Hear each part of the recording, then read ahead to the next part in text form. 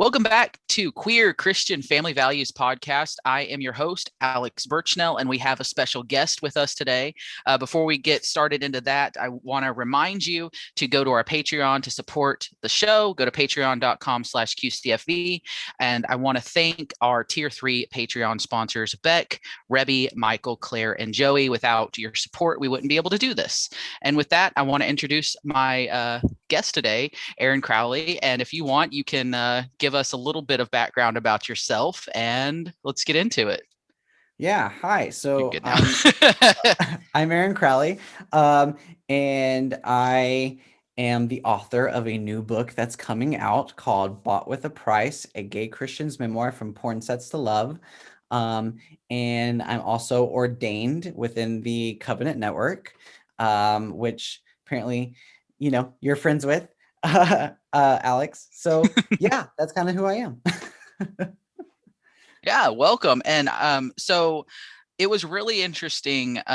It just, you kind of reached out through our website and just was like, hey, so when you first reached out by email, I was honestly expecting it to be because I've had it in the past where people that are from ex-gay ministries try to reach out and are like, yeah, we have a awesome book that you guys should read and we'll send, can we be on your podcast? So now I'm always like, okay, well, send it to me first and we'll see what you're about. And then we'll go from there. So I legitimately at first thought that was what it was. And then I read it and I was like, oh no, this is not what it is.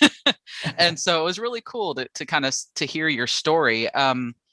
I guess so what I don't know how much of your story you want to talk about because obviously it's in the book, but what started you on this journey of writing, where you came from and everything?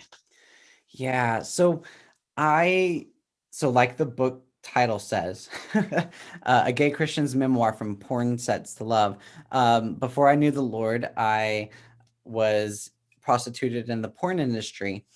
And, whenever I say that, a lot of people get this, the way a lot of people understand that is we think, oh, porn stars and the porn industry, it's a multi-billion-dollar industry. So it's got great PR, great public relations. They're able to afford great marketing to make themselves look pretty cool. And so they make it look very glamorous. And so there's a lot of preconceived notions and assumptions that people think whenever I say, oh, I was prostituted in the porn industry. I used to be in the porn industry. They think, oh, he was a porn star and it's all glamorous and everything.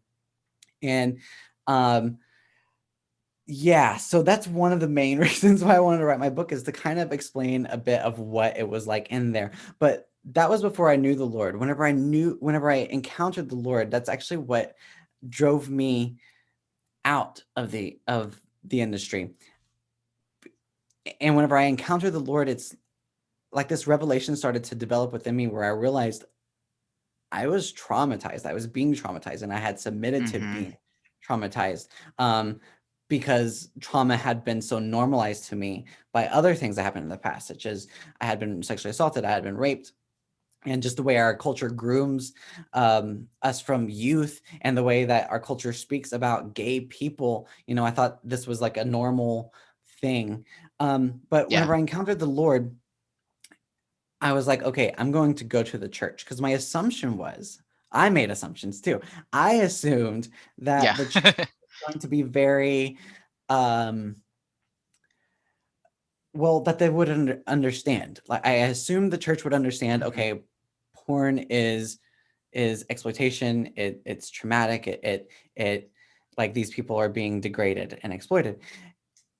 I assumed that. I didn't realize that the PR had even reached into the church. And so I found out really quickly that many Christians have normalized pornography, and they see it as glamorous, and they see it as okay, and even watch it on a regular basis. In fact, over half of the church watches it on a regular basis. 66%, I guess, like 2/3 of Christian men and 1/3 of Christian women admit to watching porn on a regular basis. And that only counts those who admit to it. And, that averages out to about half, I would assume. That if Probably. everyone was being honest, that it probably would be a little bit higher because we've normalized it so much and it's so easy to access today. And so whenever I encounter that in the church, I was like, you know what? I need to tell my testimony. I need to tell people what is really going on behind the camera, because we only see, if you're watching pornography on the internet or on a video or whatever, you're only seeing what the producers want you to see. You're only seeing what the camera Yep. captures. You don't know what's going on behind the camera. You don't know what's going on behind the editing. You don't know what's going on in that person that you're watching. You don't know what's going on in their life. You don't know what's going on in their heart and their mind. And so that's why I wanted to share the book, is to show what was going on in my heart, what was going on in my mind, what was going on behind the camera that you never ever get to see. Like, you just see the image, you just see the bare basic flesh of the person, but you never get Hmm. to encounter the heart. And that's what we're missing out. And I think whenever we get to know the heart, that is going to be revelatory to many people. Yes. And it's definitely spoken. So like, because we are so overly exposed, like you were mentioning, in our culture, everything is sexualized. Like, just a Yeah. freaking commercial is sexualized.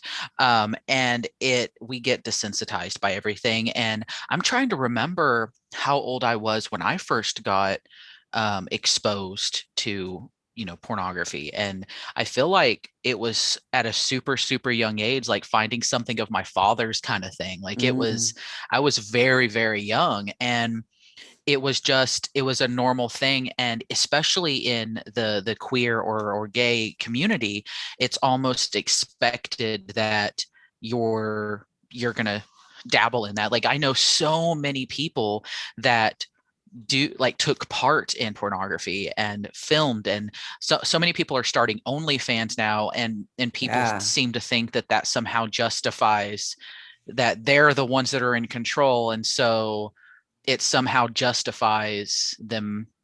They're still prostituting themselves, and it was something that I struggled with. So in my past, I've never talked publicly about it, but I have personally struggled with an addiction to it, because it was a way to deal with mental health. And it was so instead of going and drinking and dealing with it that way, like, I dealt with it in that sense. And the last, I would say, couple years since really coming back to my faith, because I used to be agnostic, it was something that really I've been grappling with, on how to not be that way, how to not feel like I needed that, if that makes sense. And it was within this last year that it really was like, okay, I've got to find a way to deal with it. And then after reading your book, it just reconfirmed, and I can never look at it the same again, ever. Like, seeing and somebody talking about their experiences, that it truly is this soul crushing experience. That, I mean, obviously I was dealing with it, not using it at that before I got your book, but it helped reconfirm that this truly is a thing that has just infested our society. Yeah. I'm really happy to hear you say that too, because that's exactly the goal of the book, is to get Hmm. people to see exactly that this is something that has been so normalized, and it's not something we need Hmm. to normalize. It's something we need to realize is degrading, because something I repeat several times in the book is actually a feminist quote. I can't remember exactly who said it, but she said, it's hard to see what's wrong with something we think is normal. And Mm. I say that a couple times in the book. We've normalized porn so much. We've more normalized prostitution so much that we can't see what's wrong with it, even Christians.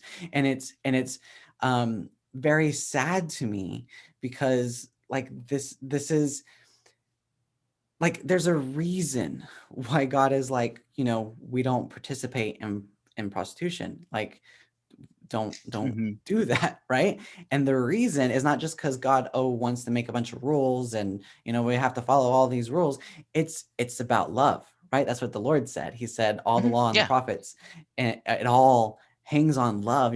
Love God and love your neighbor as yourself, right? And so if there's Yes. anything that's against Yeah. the word of God, if there's anything that's sinful, it's because it's unloving. And prostitution, porn, it's unloving in so many different ways. And that's what I want people's eyes to open up to, and especially to the LGBT plus community. And like you said, you Hmm. encountered it whenever you were young. Many of us do. And many Yes. of us like to say things. I've heard it over and over. Well, porn helped me uh basically come out. Porn helped me be comfortable with being gay. And I'm like, no, pornography's It probably fake. confused me more than anything. It confused a lot of people. It's Yeah. produced, it's not real. And so we believe it, we get educated by it. Like we basically take it on as sex Hmm. education. That's what gay people, LGBT plus Oh people are yeah. saying whenever they say, oh, it got me used to being gay. We're basically saying it was our sex education. And so we're taking on this It was. fake Yeah. produced sex, and we're Hmm. saying that's sexuality, that's sex. And so then we try to Yeah. take on that sexuality onto ourselves, and it's destructive to ourselves. It's so destructive to It ourselves is. because it's not real. There's no intimacy involved Hmm. whenever money is exchanged for sex. What's going on whenever Yes. money is exchanged for sex is someone with monetary power is taking advantage of someone who's desperate and vulnerable for access to their body. I've heard it said this way, and I love this. Money is used in prostitution and pornography to bypass Hmm. consent. Like consent, Ah. we as a people, we have been told over and over we need consent, right? Like you need to Hmm. get a yes. That's how we say it, is you need to get the yes. But that's the bare basic minimum, getting a yes from someone, because there's all kinds of reasons why someone would say yes to sex. They could be pressured, they could be forced, they could be coerced. There's all kinds of reasons. They could be desperate and vulnerable. They may really need money. That's what the exchange for Yes. money does, is it bypasses all of that. Whenever money is exchanged for sex, the person doesn't want the sex with to have sex with that person. Like they're desperate. They need that money. Yeah. They need the money. They otherwise, if they It's a wanted sex with power that person, they dynamic. wouldn't need to have the money. Right. There's a power dynamic involved. The person Hmm. with the money and the person without, right? The person with the Yeah. money has what the person without needs. And so they're able to exploit that person's need, their person's desperation. And I'm so glad to hear that that you were transformed, that you got revelation from this book, because that's what I'm trying to paint to people, is open their eyes to the reality of what's going on behind it all. I'm totally excited for this book because it, like, I don't know of any ex porn. I know they call it star, but prostitution. And I don't know of anybody that has come out of that and openly talks about it. I don't know if it's just a thing where when people leave, they just kind of stop talking about it because they don't want people to know their past, or Mm, there's a shame aspect to it. But maybe by you doing this, more and more will come out and talk about their experiences and the horrific things that they saw and went through. yeah, I I it's funny you say that you don't know many um Mhm. people who were formerly in pornography, because I do. Yeah, probably. But yeah, I do. But most of them that I know are women. And most of them, what's remarkable to me, what's Hmm. awesome, actually remarkably awesome to me, is most of the people I know who were formerly prostituted in pornography, most of us are Christians now. Most Oh, of us were really? saved because of Jesus, because of Yeshua HaMashiach. Like he entered our life and transformed us and saved us and pulled us out of that. And it's remarkable to me because it matches the gospel. Like, right, it says he was friends with sinners and prostitutes. Like that, Yeah, that just true. makes sense to me. But as far as LGBT, gay Christian, uh, formerly prostituted in the porn industry people, um, Yeah. I'm the only one I know of. And actually, in all the circles that I'm in, I'm kind of the only one I know of. But I do know of others who aren't speaking on it, who are still kind of grappling with because people I know from my past, Yeah. they've met me, and I've kind of talked to them about the Lord, and they've encountered the Lord. They're still kind of figuring out their way through the faith. So I'm hoping and praying that more will rise up Hmm. it throughout this future generation. But as of right now, I'm the only one I know of who's speaking on it. If there's anyone out there, like hit me up. Like let's chat. Yeah, Yeah, absolutely. like But build a support network together on it. right. Yeah, because it's not always easy. I can understand why someone would want to be silent on this because, like I said, many people they glamorize this, they think this is normal. And I get it all the time. Like people justify pornography to me, Hmm. and I'm just like, do you realize what you're saying to me? Do you do you understand what you literally just said? I hear people say it to me all the time, oh, you were paid and, you got what you wanted and you Mm. wanted to do that. And they usually say that in a way to kind of justify their access to the images of my naked body. Yeah. And they justify that that they looked at it or whatever, and they say you were paid. And then I always tie it back to you. Do you realize what you just said? Yeah. You just said to me that access to my body is worth that. And I literally have been telling you as a person that I don't want you to see that stuff, or that I'm not proud of that stuff, and that's not who I am anymore. And yet if you still go out and you like check that out, like you're again, you're bypassing the consent. Like I'm telling you, Yeah. I don't consent to you seeing my body, and you're justifying it because of the money that was exchanged. You're saying you're devaluing me to the worth of that money. And, my God says that I'm worth dying for. And Hmm. so if you're trying to exchange money for me, then you're devaluing me. And so I can totally understand why someone would want to be silent about that and kind of grapple with that. I was that way at first too, because of this very thing. Like people have normalized it. But also the fact that people have normalized it is what eventually drove me to say I need to talk about this. Like it's so important Yeah. that I talk and tell people what's up. Yeah. Definitely. And going back to what you were talking about for consent, like in our community, we've in the queer community, they're like, consent is a big thing. We try to push that, Right. but we can also revoke consent, right? Um, Right. Yet when you are sitting here saying I revoke my consent, the porn industry still has it. They won't take it down. So Right. that is going against your consent. You are actively saying, "Hey guys, please do not look at my crap. I don't I don't want you Right. to see it. Please don't." You're going against consent. So anybody that listens to this and decides that they're going to go against consent, you need to realize what you're doing. You are breaking consent.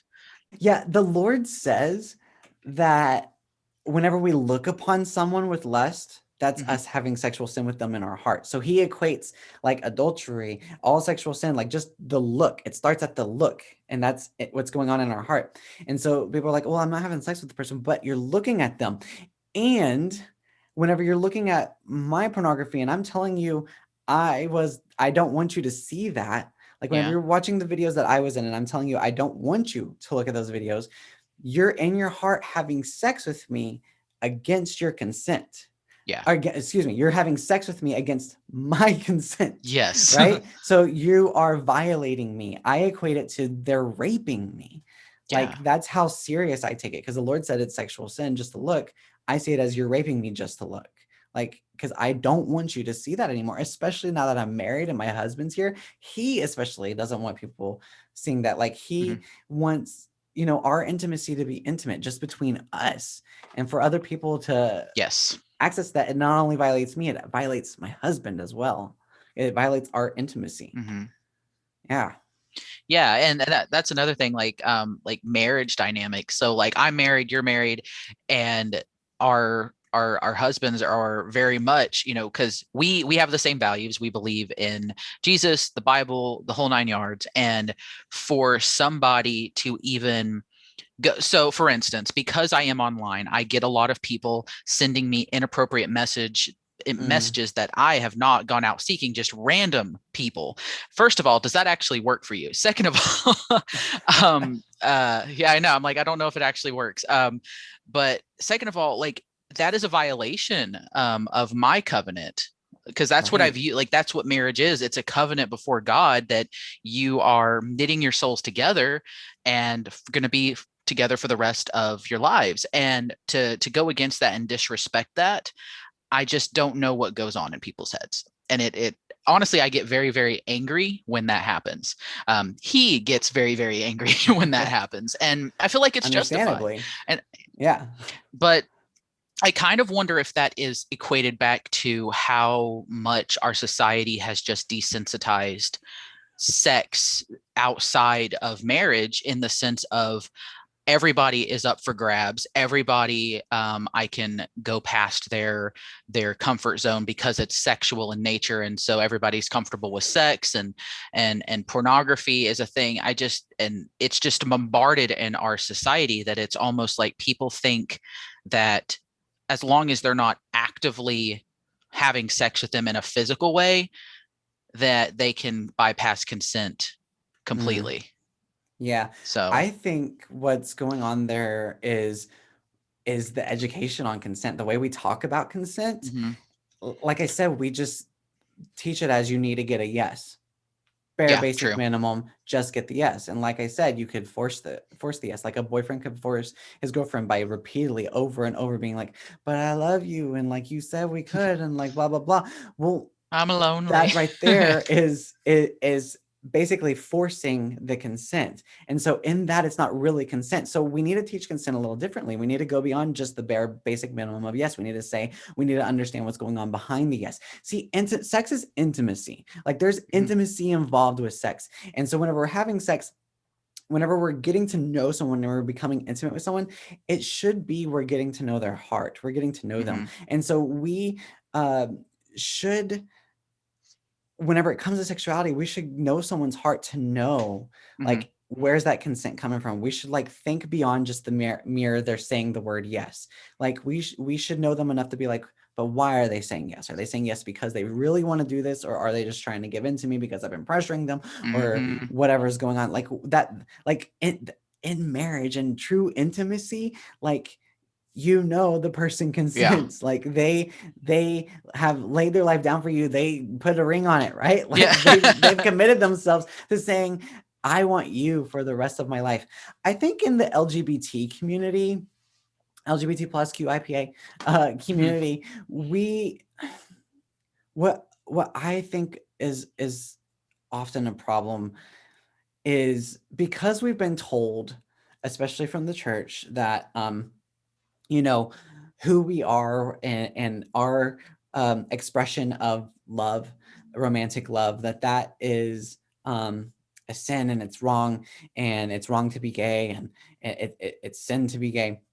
I mhm. think that right there, it already lumps, maybe, I don't know, maybe subconsciously, because I don't know if anyone has this in their forefront, but it seems evident to me that we kind of lump, okay, if I'm gay and being gay is a sin, Mhm. then my sexuality is part of all these truly degrading, Okay. exploitative, sinful things. I've actually, um, I hear this a lot, whenever it comes to the affirming theology, whenever I'm speaking to LGBT plus people, Yeah.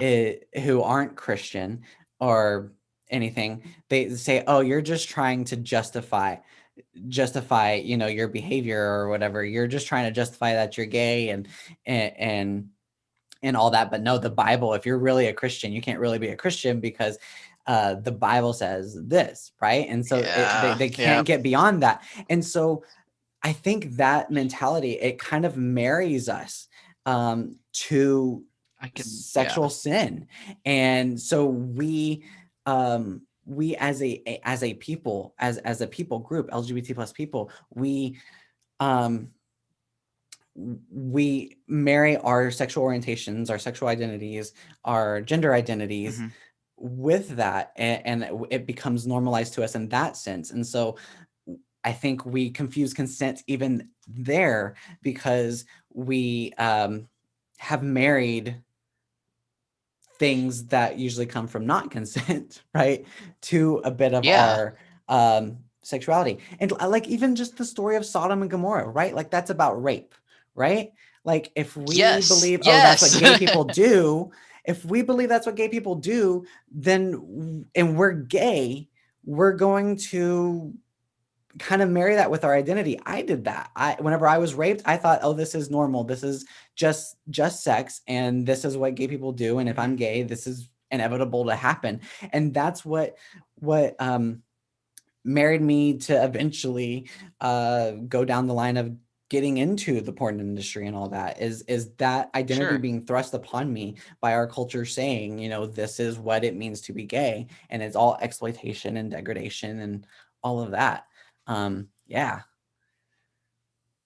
Yeah, it's a lot. And like, I remember when I first came out, the first thing that I did was go to the local gay club, which that in and of itself is super hypersexualized, and it encompasses hypersexuality, it encompasses drugs, alcohol, all these things. And I personally don't like going there anymore because it's just surrounded in that. Hmm. And it's like, that is when you've got these kids like 18-year-olds, sometimes younger if they get a fake ID, going into a club. I know, going into a club, and that's the first thing that they're exposed to in regards to the LGBTQ plus community, and that's gonna to stick with them for probably life.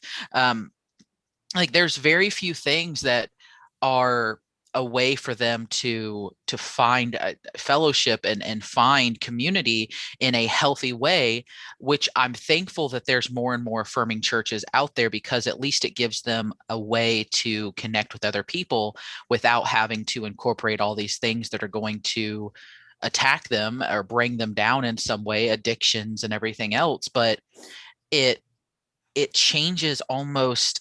I wonder if there's a study about how it changes somebody's cognitive ability by being overexposed to sex, drugs, all these other things, Mm. because it's just, I've seen the detriment it's done to locally here. So I am in Johnson City, Tennessee, where yes, technically we're a city because we have a college here, and so we're bigger than the surrounding area, but we're surrounded by farms and small communities, small towns. And if there's only one place that they can really express themselves, that's a club that has all the problems we talked about, Right. that's harmful. And it's kind of like, what can we do to change that? And I think, you speaking out about it with your book, and finding a churches that have those values, the affirming values, plus, holding true to what marriage is supposed to look like, and just building people up and encouraging. I think that we are going to have another revelation, or what is it called, revival, or whatever you want to call it. Amen. Yeah, I see it. I see it happening. And I think it's just going to take people truly stepping forward, like you're doing, and just saying, hey, this is what it's like, this is what it's doing, let's deal with it. Right. I it's interesting that you bring up, young gay men going to the clubs, and that's how they find out how to, you know, be themselves Hmm. and be a gay person. Um, I don't know how it is out in Tennessee and everything, but the clubs out here, every single one of them has like go-go dancers in it. And so you get Hmm. all these men who are in their underwear dancing on the stages and doing all this, and you just see they're the focal point. Everyone is like staring at them and like dancing around them and like keeping their eyes on them, and you get someone who's coming into their own and coming of age and trying to figure out how to be um a person with a sexuality, Hmm. right? Trying to figure out their sexuality, and they see that our culture, we've normalized this person dancing in their underwear, and we're just watching them, and they're getting the attention and they're being glorified in Yeah. our culture. Like that becomes in that young person's heart, seeing this, like that normalizes it to them, and they Yeah. think, oh, that's what I need to be like. And so you said about studies about cognitive and all that, we as LGBT plus people, we struggle with body image issues and all Hmm. kinds of stuff like that. There actually are studies about pornography. I wish there were more studies about pornography and how it affects just LGBT plus people, but Sure. there are studies that show that pornography affects our mental health because whether we're gay or straight or whatever, it affects body image issues. It also causes us to become dependent on a screen, and Hmm. we struggle with intimacy between interpersonal, like real people. That's the Yes. thing, is we get so used to the screen and watching videos and all that for our sexuality, that whenever it comes to true real intimacy with an actual human being, whenever it comes to real sex, Yeah. um we we find ourselves dysfunctional Yeah. and incapable or having issues, or we think, like what I said, what we saw on screen is what sexuality is, and most of it is violent, what we see in pornography, and so then we think that is sexuality, and then we think sex is violent, and so then whenever we're with another person, we're having a violent sex, and we're bypassing consent, and we're because we think that's what's normal because that's how porn is portrayed, Yes. and all of that, and like it does distort our view of sexuality. In fact, some references that I mentioned in my book is because of how violent pornography is, and Yeah. because we're getting educated on sexuality through that. Pornography has stunted our ability to feel compassion and empathy it has stunted our ability to feel compassion and empathy towards uh, rape victims and sexual assault Yeah. survivors, and all of that. You hear it in our culture. Maybe you shouldn't have worn that. Maybe you shouldn't have been Hmm. drunk. Maybe you shouldn't have gone to that party. I've heard maybe you shouldn't have done porn. Yeah. Because I tell people, like, I was essentially raped in some of my scenes. And uh we just normalize it so much that we can't see the harm it's doing, not only to the people we're glorifying being sexually traumatized, but the harm it's doing to ourselves as well. Yes. Yes. Yeah. And you were talking about like intimacy, like I when mentioning my struggle with it, it got to the point where I couldn't, even with my husband, we've been together for over 10 years, like, and once we started incorporating it into our bedroom, I guess is what I'll say, Mhm. it was like I couldn't get into it without having that stimulation. Mhm. And Mhm.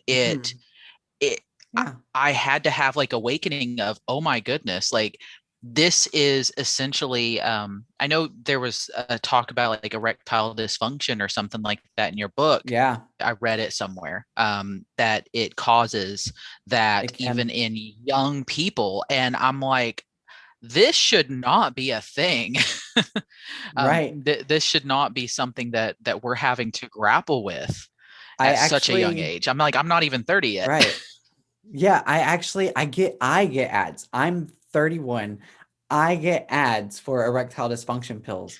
And I'm like, this used to only be for like older men, like Yeah. 50 and above, like people reaching their senior years. Like that's what these ads used to be for. That's what these pills used to be for. But they're now targeting younger and younger men because pornography is so pervasive within um our society. It's so throughout our society that young men, they're starting to become dependent to pornography to the point that they can't function sexually Yeah. without pornography. Like they have to have porn to get an erection. They have to have porn to have sex. Like you just said, you found yourself unable to be intimate with your husband without the pornography.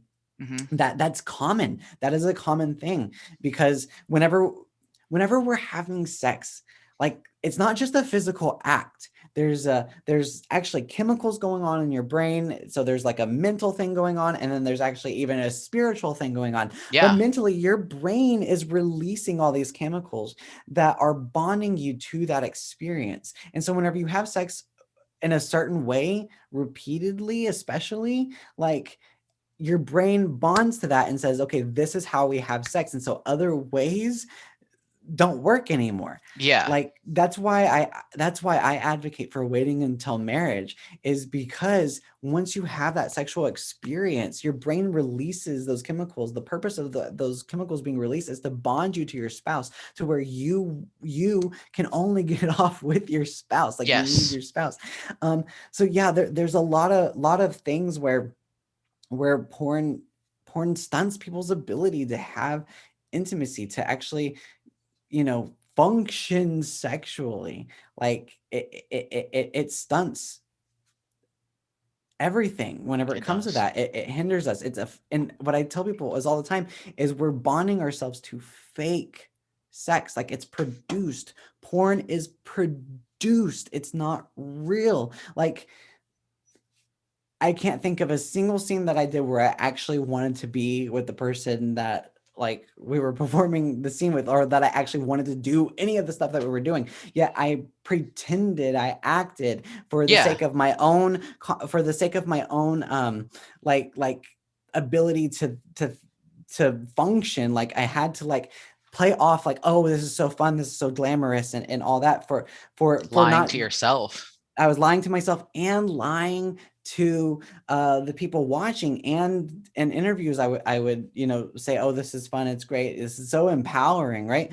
um Yeah. but I wasn't really enjoying any of that. It was fake. Everything that I did, it was Yeah. fake. And so whenever people watch that stuff going on, not just my stuff but other people's stuff, the pornography that we appeared in, we're bonding ourselves to fake stuff. We're bonding ourselves to people having sex that they do not want, unwanted sex. And so we in our brains and in our bodies physiologically bond ourselves to needing sex that is essentially unwanted, and the wrong kind of sex. It's not intimate. And that's what sex is supposed to be about, is intimacy.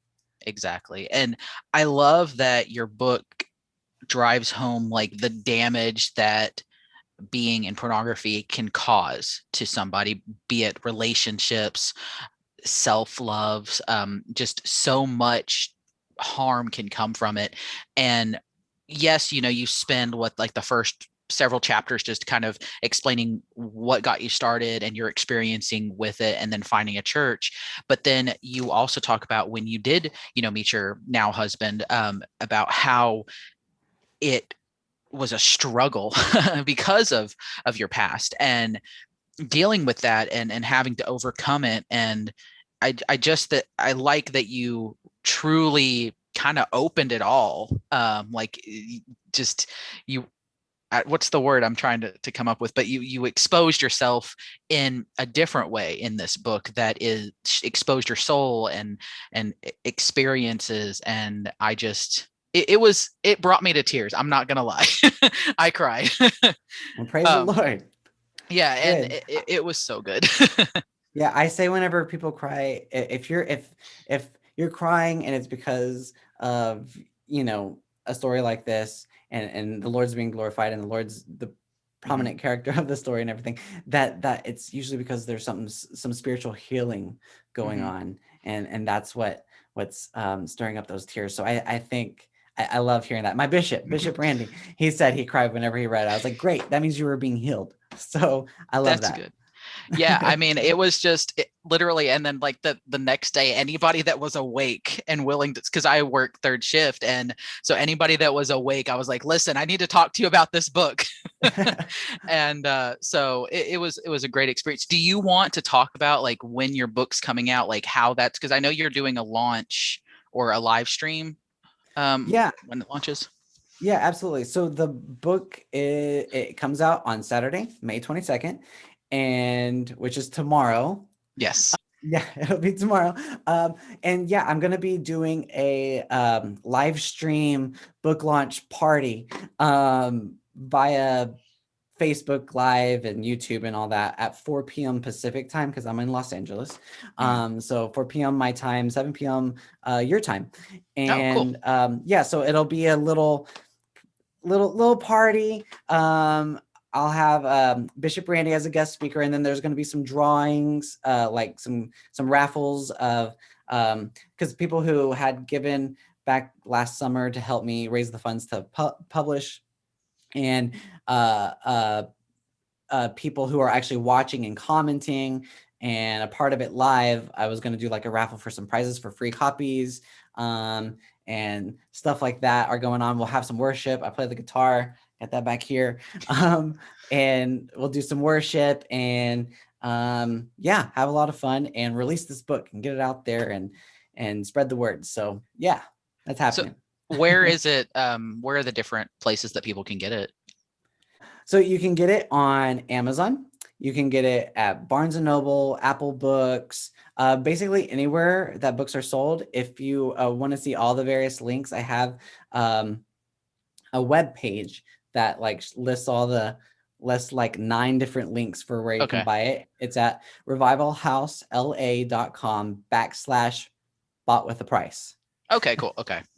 So revivalhousela.com/bought with a price. You'll see a little ad, and then you'll see a listing of some places where you can buy it with clickable links that you can go and you can find where you can buy it. So you can pick your retailer that you want to get it from. That's so exciting. Yeah. I can tell that you're like, yes, let's do it. Are you touring, like following the launch, or how is that going? Yeah, so I starting at like a week or 2 after the book launches, because after it launches, I need to take a break. Yeah, probably. But 2 weeks after the launch, I was gonna start a tour. I'm already booked for Phoenix, Arizona that week. And then basically every other week from there, I have something going on through, I think, the beginning of August at this point, maybe even Mhm. September. And yeah, so I'll be touring around. Some of it'll be online. Like I'm speaking at a thing for Washington, D.C., the National Center on Sexual Exploitation. Oh, cool. I'm speaking for them in July, but it's going to be online. So that's accessible for anyone. And some other places are still being booked at this point. But I'm hoping for like the next year to travel as much as I can to speak on and to get this book out there, maybe do some book signings, all that stuff. Yeah, so touring is happening. So if people wanted to book you, how would they do that? Okay, so to book me, just get in contact with me. You can go to revivalhousela.com, and there's a thing at the bottom that says contact us, and you can click that little email. It's hello@revivalhousela.com.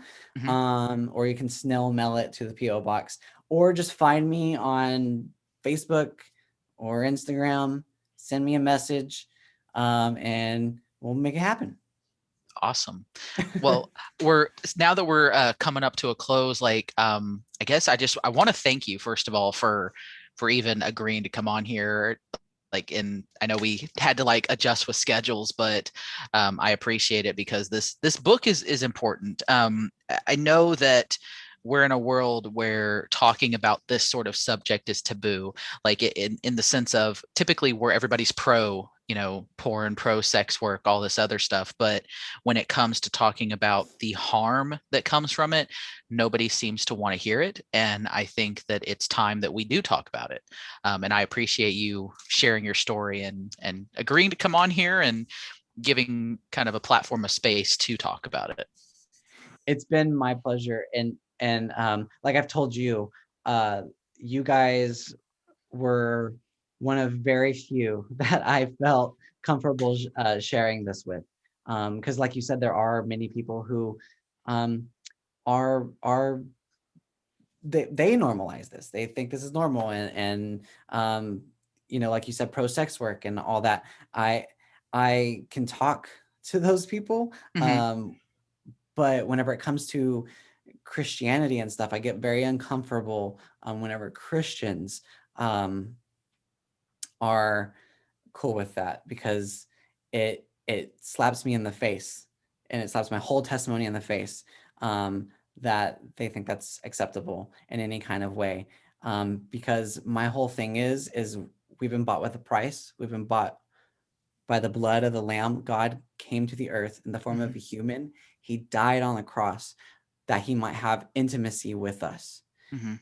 that right there tells us that we are worth dying for. And so for the human, for any human to be commodified as a product, to be bought